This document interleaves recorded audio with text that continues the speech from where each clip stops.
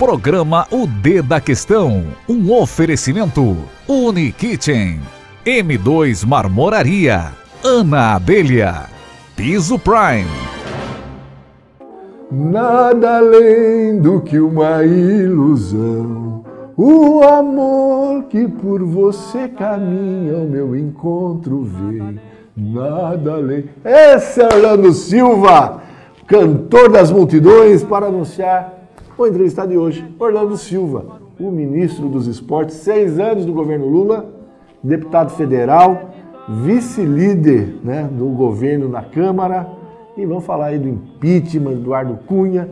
Ele fala sobre o comportamento de Vitor Lipe, o deputado sorocabano, e toda essa questão envolvendo o Brasil, Lava Jato. Ele disse que não vai preso. A primeira pergunta que eu fiz para ele foi essa. Vai? Não, tá tudo em ordem. Vamos entender um pouquinho do que está acontecendo no Brasil, conversando com o deputado federal Orlando Silva, o ex-ministro dos esportes. Esse é meu convidado. Vamos lá. Do amor, eu não quero e não peço.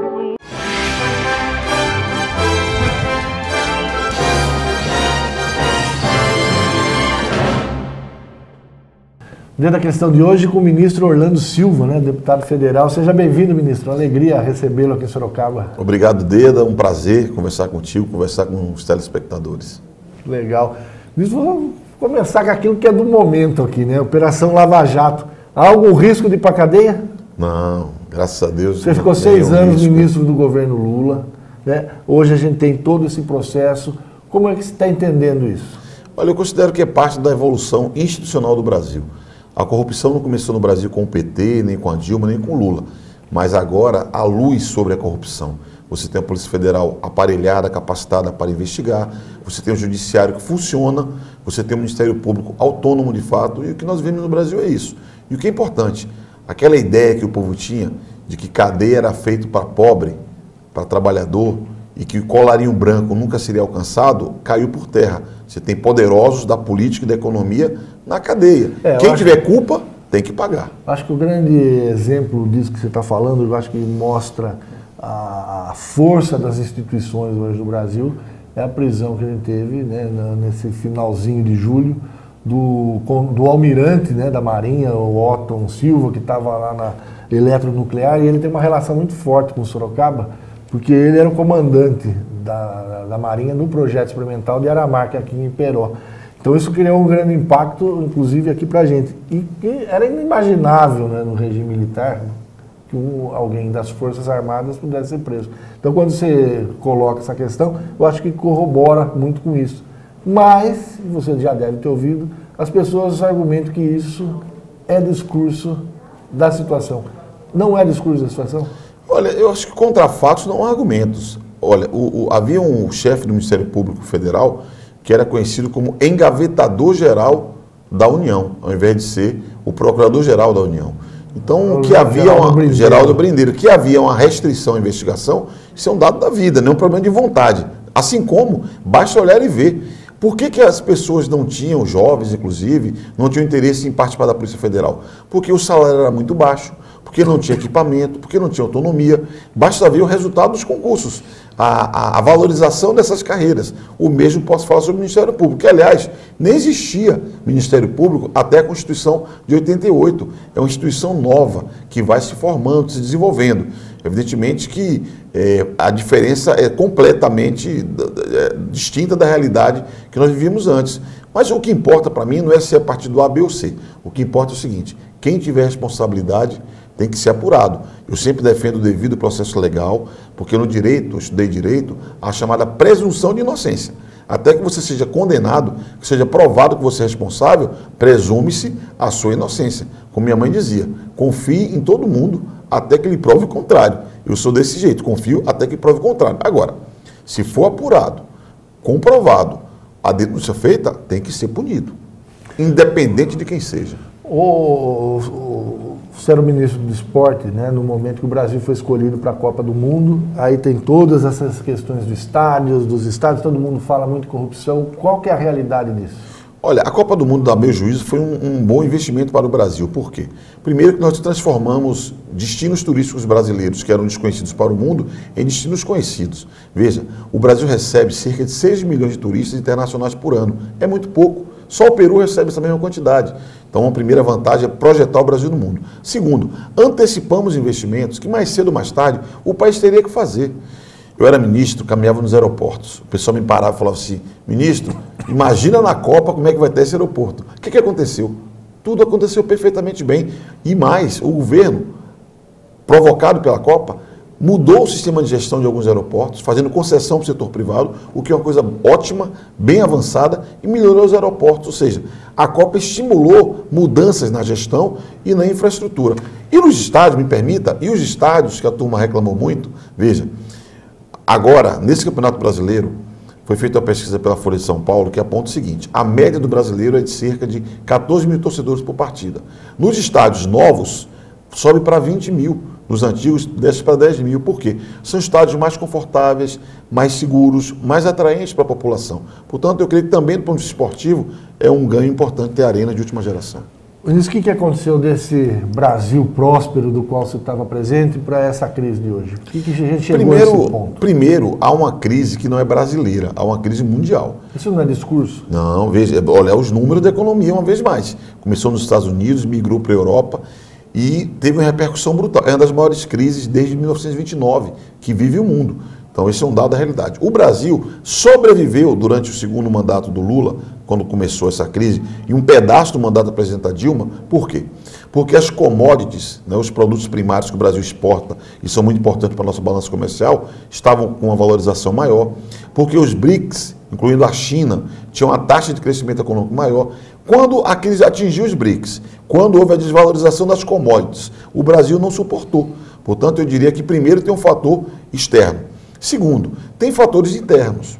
Pode ter havido erros de condução na política econômica, eu não tenho a menor dúvida sobre isso. Por exemplo, eu considero que a política monetária de hoje é equivocada. A política de juros altos é um equívoco, porque você não privilegia o que tem que privilegiar, que é a produção. Nós não vamos retomar o crescimento econômico com juros dessa dimensão. Então, erros podem ter acontecido na condução da política econômica, mas eu diria que, no conjunto, a presidenta Dilma conseguiu enfrentar no primeiro mandato dela com medidas anticíclicas, suportando a pressão internacional, por exemplo, a tarifa da energia. A turma questiona por que aumentou agora. O problema é como é que sustentamos a manutenção do preço por um período muito largo. Porque isso não foi uma jogada eleitoral? Foi uma iniciativa para tentar suportar a pressão da crise internacional, apostando que haveria uma retomada que não veio.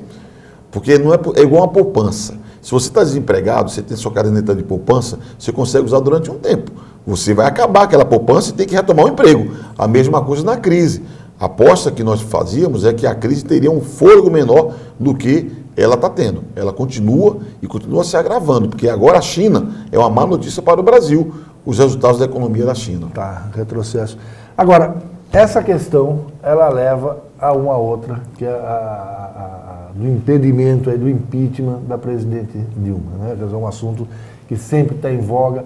Qual que é o clima no Congresso? Vai ter o impeachment, não vai? O que você sente lá? Olha, a minha avó dizia que em casa que falta pão, todo mundo briga e ninguém tem razão. Eu considero, Deda, que a crise econômica é o principal combustível dessa crise política. Né? Eu considero que esse é um fator e a saída passa pela retomada do crescimento econômico. Por isso que o programa de investimento em logística que a presidente anunciou, das concessões, o plano safra, tudo isso são medidas importantes para retomar o crescimento econômico. Porque enquanto não houver crescimento econômico, garantia de emprego, nós não vamos ter paz no Brasil. Há uma crise política, uma tensão entre o poder legislativo e o poder executivo. O clima em Brasília, a meu juízo, não é um clima muito bom, sobretudo porque muitos parlamentares serão atingidos pela chamada Operação Lava Jato, o que cria muita insegurança lá. Agora, eu aposto no entendimento. Eu não acredito em impeachment, porque não há fundamento jurídico para tal, e eu sou daqueles que atuam no Congresso como bombeiro. Eu provoco o presidente Eduardo Cunha para ter calma, ter paciência, eu dialogo com os líderes da oposição, até porque eu sou vice-líder do governo, para que haja entendimento, porque antes de pensar na briga dos partidos, temos que pensar no Brasil. O Brasil está sofrendo e é necessário um pacto pela retomada do desenvolvimento econômico para garantir direitos ao nosso povo. Você fala de briga na oposição dos partidos, você fala do PSDB, é isso? É o PSDB que é o principal partido. Assim como o PT é o principal partido do governo, o PSDB é o principal partido da oposição. Você acha que eles estão pondo fogo nessa questão? Estão pondo, mas eu diferencio também. Eu, por exemplo, considero que o governador Geraldo Alckmin tem uma posição mais serena, tem uma posição mais cuidadosa, tem uma posição mais responsável. O senador José Serra tem uma posição mais responsável. O senador Aécio, que saiu com uma votação extraordinária na eleição, a impressão que eu tenho é que a derrota fez com que ele perdesse um pouco o rumo. E ele tem tido uma atitude, na minha opinião, pouco responsável. Porque não é você atiçando fogo na cena que você vai enfrentar os dilemas do Brasil. Você acha que os deputados do PSDB, né, você chama de meninos do PSDB, eles estão acompanhando mais o discurso do Aécio? Eles têm acompanhado. Você percebe que há uma diferença clara da postura do PSDB do Senado com relação à Câmara. Na Câmara são parlamentares jovens, muitos deles com menos experiência, muito pressionados pelo senador Aécio Neves e têm tido uma atitude de pouca cortesia até, diria até de pouca educação no respeito com a presidente da República. Mas eu tenho confiança que vai baixar um pouco a poeira, o Brasil vai retomar o seu caminho do crescimento econômico e a nossa democracia é mais forte do que qualquer tipo de provocação. Dentro desses parlamentares do PSDB está o sorocabano Vitor Lippe. Qual que é a sua relação com ele lá? É muito positiva. Eu conheci o hoje deputado Vitor Lippe como prefeito da cidade de Sorocaba, eu era ministro, fizemos parcerias, cooperação. É um deputado discreto, muito concentrado, muito trabalhador, mas muito ele dedicado. É um dos pressionados pelo Eu não diria, eu acompanho o trabalho dele muito dedicado nas comissões. Eu diria que o deputado Vitor Lippe é um deputado muito meritório, ele cuida muito das questões e não se perde naquelas polêmicas do plenário, que é no plenário que esse discurso pouco responsável aparece muitas vezes. Eu considero o deputado Vitor Lippe uma referência que deveria inspirar os meninos do PSDB a serem mais cuidadosos. Tá certo. Bom, a conversa com o ministro, né, deputado federal Orlando Silva, a gente vai para um rápido intervalo e a gente já retoma essa conversa. Espero você. M2 Marmoraria, 10 anos de compromisso com a beleza e a sofisticação. Rua Mário Tami 52, no Jardim Além Ponte, próximo ao Extra Santa Rosália. Fone 3237-3030. Visite o nosso site m2marmoraria.com.br. Desde 1989, a maior e melhor loja de filtros do interior paulista atende Sorocaba e toda a região, com 2 lojas conveniadas com estacionamento próximo. Desde filtros tradicionais de barro aos modernos purificadores com água refrigerada. Filtros de entrada da residência para ter água filtrada nos chuveiros, lavadoras e em todas as torneiras.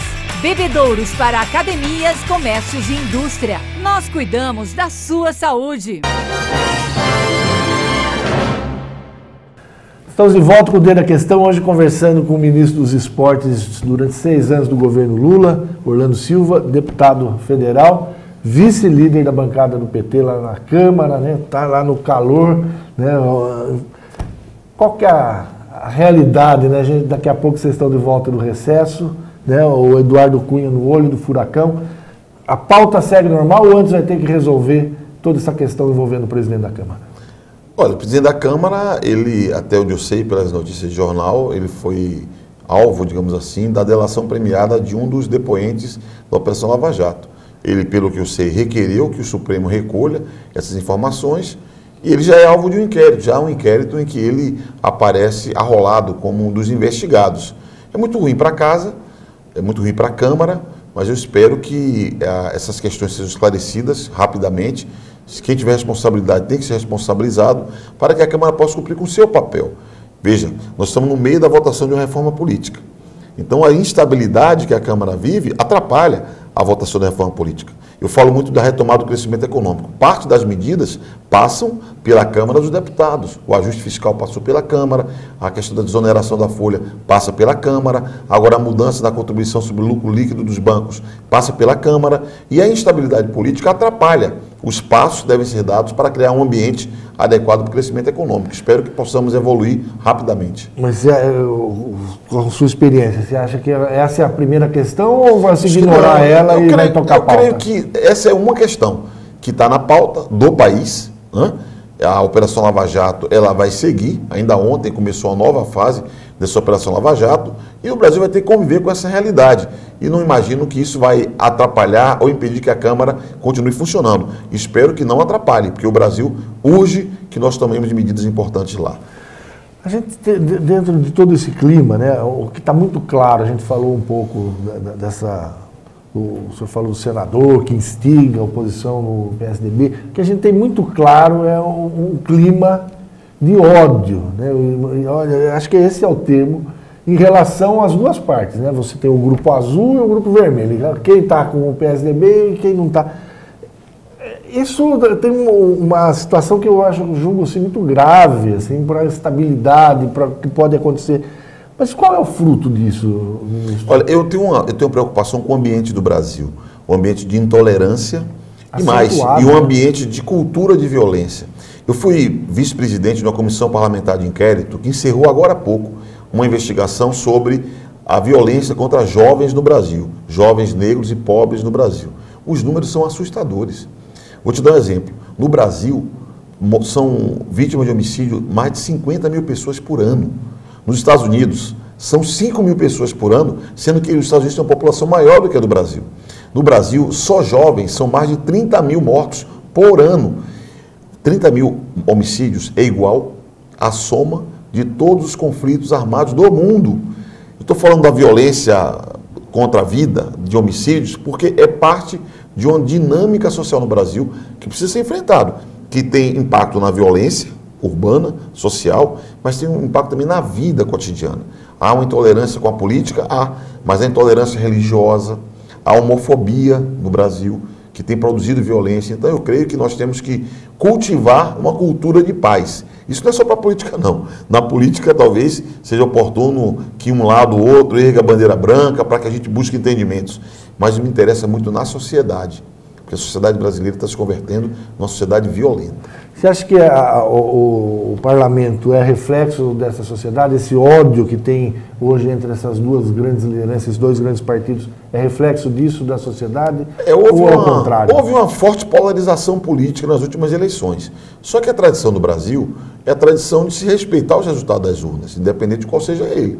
Então eu considero que para valorizar a democracia é necessário respeitar a voz da população.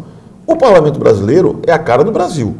Eu vejo a turma criticar política, os políticos, mas quem elege o parlamento é o povo brasileiro, com as suas virtudes e as suas vicissitudes. Nós temos talvez refletir mais na hora de votar. Se você perguntar para um cidadão em quem ele votou para deputado federal, é uma realidade. No ano passado é capaz da maioria não lembrar mais. Então é necessário que nós aprendamos com a democracia e passemos a votar corretamente, conscientemente. O parlamento ele se sente pressionado pelo cidadão, pelo eleitor? Eu falo isso aí na questão da maioridade penal, né, que está lá bem encaminhada para ser reduzida. O caminho contrário dos Estados Unidos, né, que está aí voltando a ser 18 anos e aqui a gente está diminuindo. Como que chegou a esse ponto? Né? Porque é um clamor das ruas, elas acham, né, que diminuindo resolve a violência. E a gente sabe que não. Por que o Congresso... Violência é um problema complexo e que solução fácil quase sempre é falsa. Eu argumentei muito lá no Congresso, contrariamente à redução da maioridade penal, porque é um estelionato, aliás, a PEC é 171, a emenda à Constituição. É um estelionato porque você não vai resolver o problema da violência. Ao contrário, você vai colocar uma base maior de jovens para a operação do crime organizado, que infelizmente nossos presídios hoje em dia têm uma forte presença do crime organizado. E muita gente não sabe. Há o Estatuto da Criança e do Adolescente que prevê sanção para jovens de conflito com a lei. E uma proposta boa que o governador Alckmin fez é, em alguns casos, como crimes hediondos, você poderia aplicar uma sanção mais dura a partir dos 16 anos. A posição do governador nessa matéria foi a mais adequada. E o argumento que eu mais ouvi lá é que a maioria da população quer. Eu sempre dizia o seguinte, olha, cuidado, porque quando Hitler assumiu o comando da Alemanha e implantou o fascismo, o nazismo, a maioria apoiava também. E quando Jesus Cristo foi condenado à morte, a maioria, a multidão, foi quem condenou Jesus Cristo. Então, a multidão não pode ser a única referência. A civilização nos ligou à política, que é a mediação, é a moderação, para que nós possamos garantir o bem-estar social. E onde foi que se perdeu isso, ministro? Porque as pessoas não acreditam na política. Eu creio que o Brasil vive um processo de amadurecimento das suas instituições. Veja, de 85 para cá, é o mais longo período de vida democrática da história do Brasil. Enquanto os Estados Unidos têm 300 anos de vida democrática, a Inglaterra 400 anos, nós temos um período muito curto de democracia. Então nós estamos vivendo o nosso aprendizado. Eu considero que inclusive os meios de comunicação social podem ajudar mais, porque não adianta só criminalizar a política. Porque tem gente que tem uma conduta errada em qualquer atividade humana, até na política. Mas na economia tem, nas empresas tem, na sociedade tem, em igrejas tem. Em qualquer instituição pode ter gente com a conduta errada. Mas quando se trata da política, parece que é tudo farinha do mesmo saco. Ninguém serve para nada, o que é uma inverdade. A gente tem a sensação, né, de que o eleitor ele não consegue diferenciar as legendas. Ou as pessoas são do PT ou são do PSDB. Né? E isso acontece muito com o PCdoB, que é o seu partido. As pessoas acham que é a mesma coisa do PT. É a mesma coisa? É evidente que não. Mais uma vez, o aprendizado do Brasil. Né? Nós tivemos durante décadas a Arena e o MDB. Era bipolarização. Nós temos nessa fase a formação dos partidos, fizemos alianças. E, evidentemente que o PT e o PSDB são os dois maiores partidos do Brasil, junto com o PMDB. Então eles acabam ocultando muito as outras legendas. No caso do PCdoB, nós temos uma aliança de muitos anos com o PT. Agora é curioso, né? Você veja aqui no estado de São Paulo, o PT é nosso principal aliado, mas fizemos aliança em 60 cidades. Com o PMDB em 50. Com o PSDB, que nós temos divergências nacionais, em cerca de 40. Isso na eleição municipal passada. Na eleição municipal de 2012. Mas as pessoas não conseguem perceber isso, né? Eu mesmo sou vice-líder do governo, mas eu transito e me relaciono com todas as bancadas de modo muito positivo.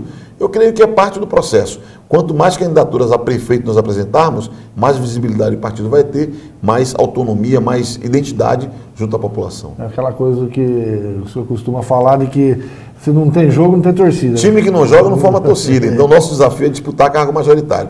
Quem não tem candidato a presidente da República, esse é o dilema do PMDB, acaba ficando muito à sombra daqueles que polarizam a disputa.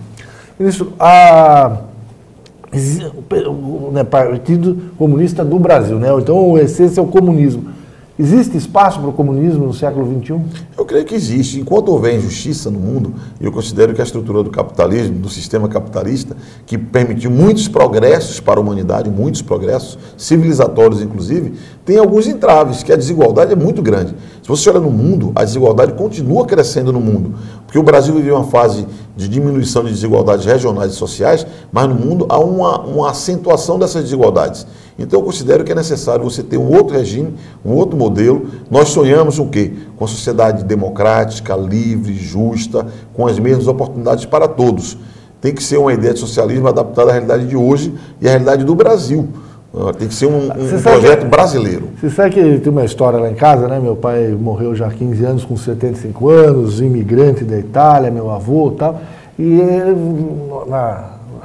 nos anos de 50, né, no pós-guerra, aquela questão, e ele falava o seguinte, chegava no discurso, ele falava, o que é o comunismo? Ele explicou lá no discurso, vai pegar as galinhas do Zé lá, vai dividir tudo com a gente. E aí a minha avó falava, e os nossos porcos? Não falou nada dos nossos porcos, só falou o comunismo, o que é? Ele dividir o que é tudo. Explica isso. O que nós queremos é distribuir a riqueza, não a pobreza. Como você teve a experiência em países pobres do mundo, mas o que nos importa é produzir mais riqueza e distribuir de maneira mais equitativa. E, sobretudo, oferecer mais e melhores oportunidades para todos. Quem for à China, por exemplo, vai perceber um país pujante, um país que tem uma capacidade de reinvenção, desenvolvimento bastante elevado.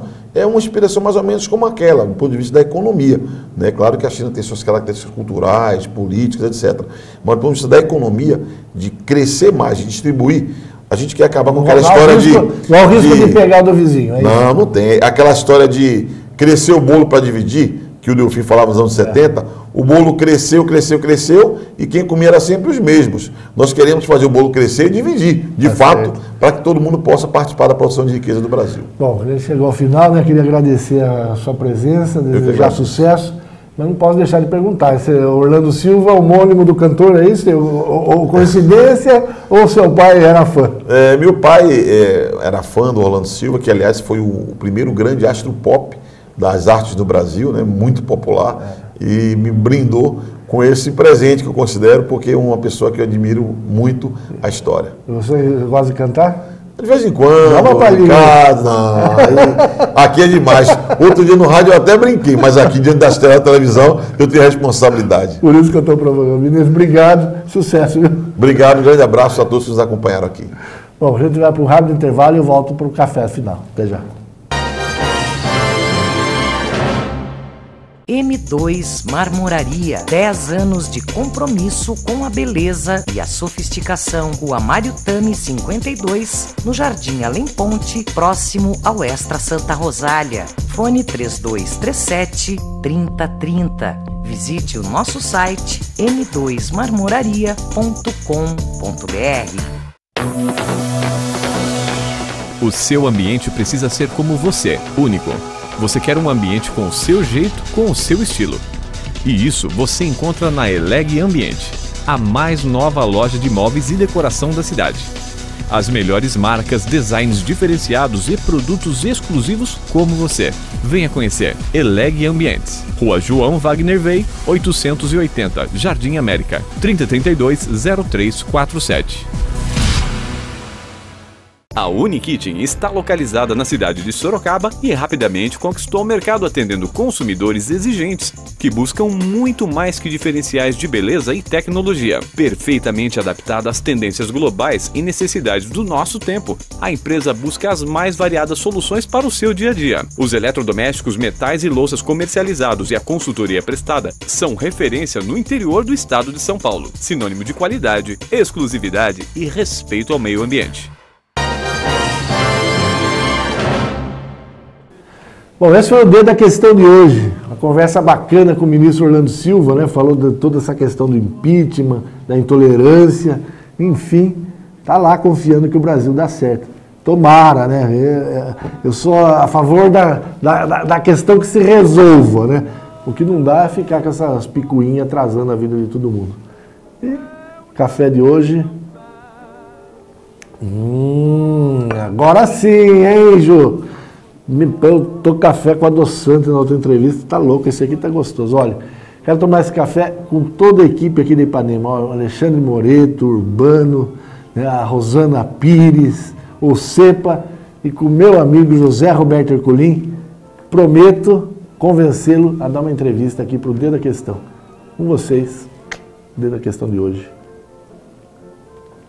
E esse café é gostoso. Tchau, até a próxima.